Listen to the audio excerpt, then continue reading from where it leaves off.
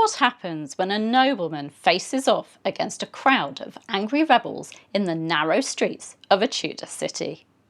On this day in Tudor history, the 31st of July 1549, a young Tudor baron named Edmund Sheffield suffered a brutal death in the chaos of Kett's Rebellion, not by a soldier on a battlefield, but by a butcher in a ditch.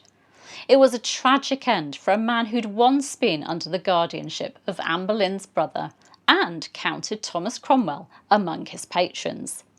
Today, let's uncover the life and shocking death of a man who's rarely mentioned in Tudor histories, but whose story deserves to be remembered. Edmund Sheffield was born on the 21st of November 1521, the eldest son of Sir Robert Sheffield of West Butterick in Lincolnshire and his wife Jane, daughter of George Stanley, 9th Baron Strange. It was a lineage with noble connections, and after his father's death in 1531, the young Edmund became a ward of none other than George Boleyn, Lord Rochford, Queen Anne Boleyn's brother. It's fascinating to think of Sheffield growing up under Rochford's guidance during Anne Boleyn's meteoric rise to Queen. But of course, that rise soon ended in tragedy. When Rochford was executed just 5 years later, Sheffield's wardship was soon transferred to John de Vere, 15th Earl of Oxford. A new alliance followed. Sheffield married Oxford's daughter Anne in 1538, and together they had 5 children, including John, who'd become 2nd Baron Sheffield.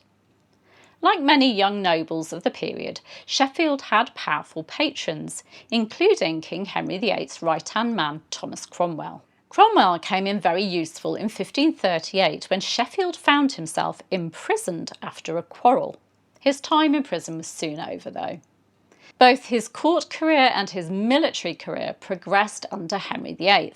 In 1544 he served in the King's French campaign, and in 1546 he accompanied Viscount Lisle on embassy to France.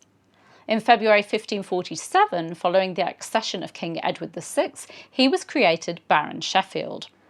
All was going well for Sheffield, but then in the summer of 1549, East Anglia erupted in rebellion. Led by Robert Kett, thousands of rebels took up arms against the enclosure of common lands and other economic grievances. They seized the city of Norwich, and the government dispatched a force under William Parr, Marquess of Northampton, to retake it. Among the royal troops was Sheffield. The campaign was chaotic, and when fighting broke out in the streets of Norwich, Sheffield reportedly stumbled into a ditch. There, the 28-year-old met his end at the hands of a butcher named Fulk, who struck the final fatal blow. The poet and translator Barnaby Googe, who was just 9 at the time, referred to Edmund fondly as a good lord whom dear I loved, describing the rebel attackers as crabbed clowns and dunghill dogs. Sheffield was buried in St Martin's at the Palace in Norwich. Beyond his violent end, Sheffield was known as a man of culture and faith. The historian Thomas Fuller praised his musical abilities and noted that he'd written a book of sonnets after the Italian fashion. He was also of the Reformed faith. Edmund Sheffield's story is a reminder of just how precarious life was in Tudor England, even for those born into power and privilege. A baron, a poet, a reformer, and yet, like so many Tudor men, he was cut down in his prime, killed in a ditch by a butcher's hand. An incredibly sad end.